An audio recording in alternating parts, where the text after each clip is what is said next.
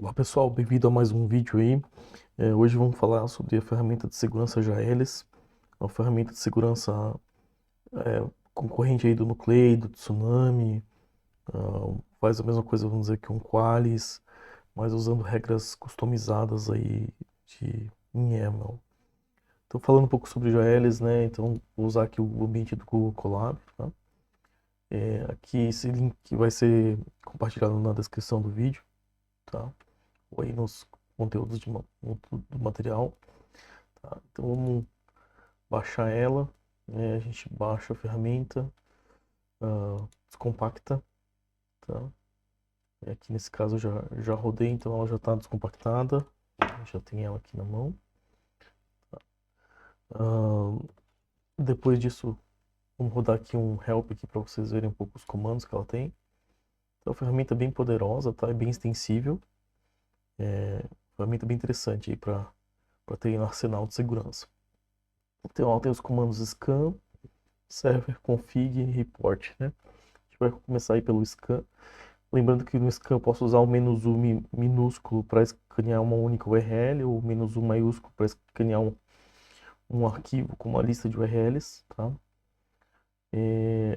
O "-c" é o comando para definir o número de threads, né? O número de conexões simultâneas, tá? Aqui vamos rodar então o comando para atualizar o repositório de assinaturas do JALS, tá? E a gente pode dar uma olhadinha como é que funciona.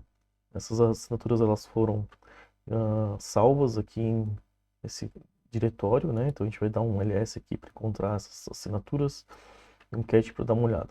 A gente pode ver que no diretório a gente tem aqui o common, CVS, DNS, fuzz, mix, probe, routines e sensitive. São uma série de assinaturas diferentes que podem ser utilizadas, tá? Abrindo aqui a pasta CVS, né? Então vendo o que tem dentro da CVS. A gente tem aí várias CVS aí que o pessoal criou regras, né, para identificar.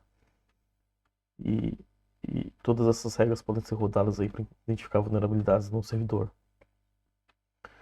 É interessante aqui também a gente dar uma olhadinha em uma das regras, por exemplo, nessa regra do Apache Tomcat RCE, né, essa CVE de 2020.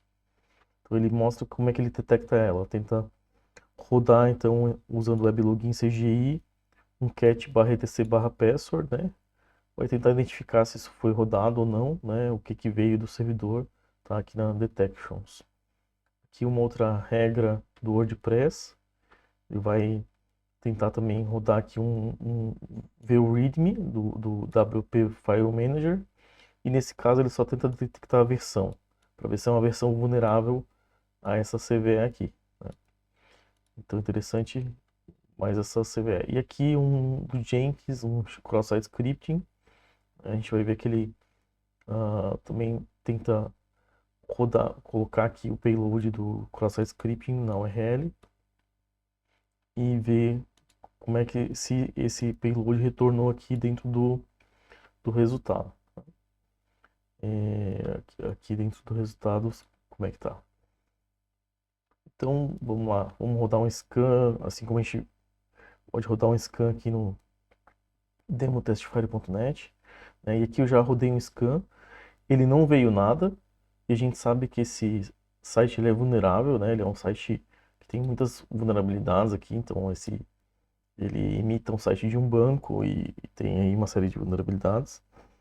Se a gente for aqui colocar aqui um payload aqui, rodar, a gente sabe que vai executar, ó, executou um cross-site scripting aqui, né? Então vocês podem ver que o JALS não tinha nenhuma regra para identificar nada de nenhuma tecnologia, nenhuma vulnerabilidade do servidor. Então vamos criar uma regra para ele, tá?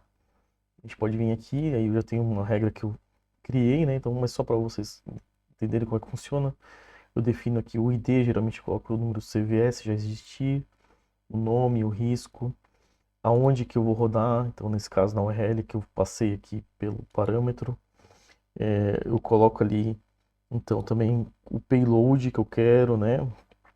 É, então nesse caso eu estou colocando aqui um payload do onload confirm aqui. Esse payload eu peguei aqui da minha lista de payloads do GitHub, tá? Se quiser pode acessar lá, Brinhosa Payloads XSS, tá? Vai estar uma lista bem legal aí de payloads uma coletânea de payloads aí de vários lugares, tá?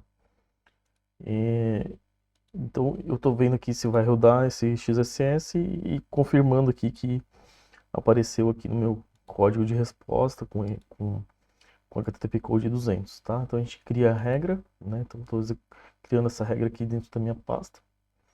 É uma custom rule, né? Uma regra customizada.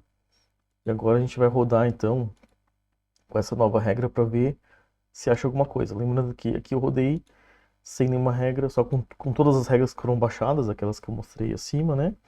E não encontrou nada. E agora então vamos rodar com a regra customizada para ver o que acontece, tá?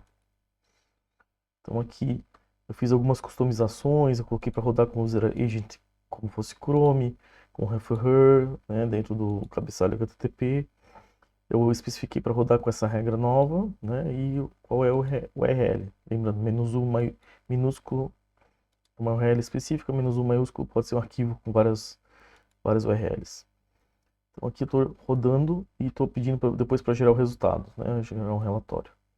Então ele rodou aqui, ó, e encontrou o cross-site scripting. Então vamos clicar para ver se ele roda mesmo. Ó, aqui foi executado então esse cross-site scripting, né? A gente pode olhar aqui que dentro do código fonte da página vai estar lá esse meu código que rodou, ó, confirmado aqui. Então a detecção, a regra funcionou legal. A gente pode pegar e sair rodando isso aí onde quiser, né?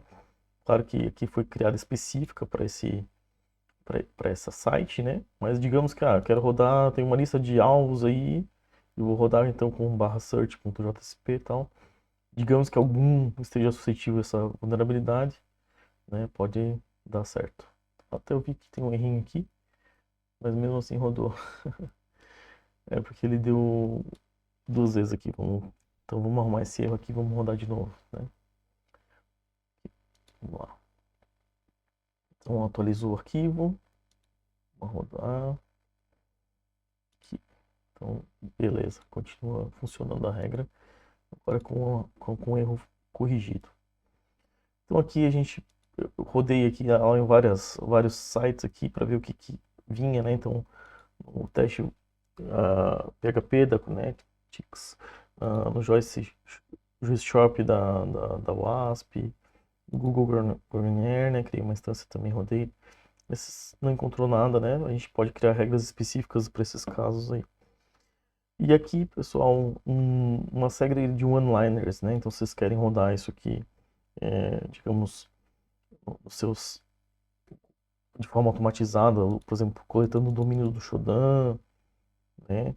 Eu quero pegar, então, ter como entrada o caos aqui nesse projeto com recon de subdomínios, usando HTTPX para identificar os que estão ativos, criando uma nova lista e rodando então GLs com as assinaturas que eu quiser, né? Então aqui um exemplo, também usando o Shodan aqui de outra forma para identificar alvos e rodar. Lembrando que sempre rode de forma ética, né? Nos alvos que vocês têm permissão ou que existem programas de bug bounty, né? Dentro do escopo, certo? Então fico à disposição aí, espero que tenham gostado e até o próximo material, treinamento, vídeo aí. Valeu!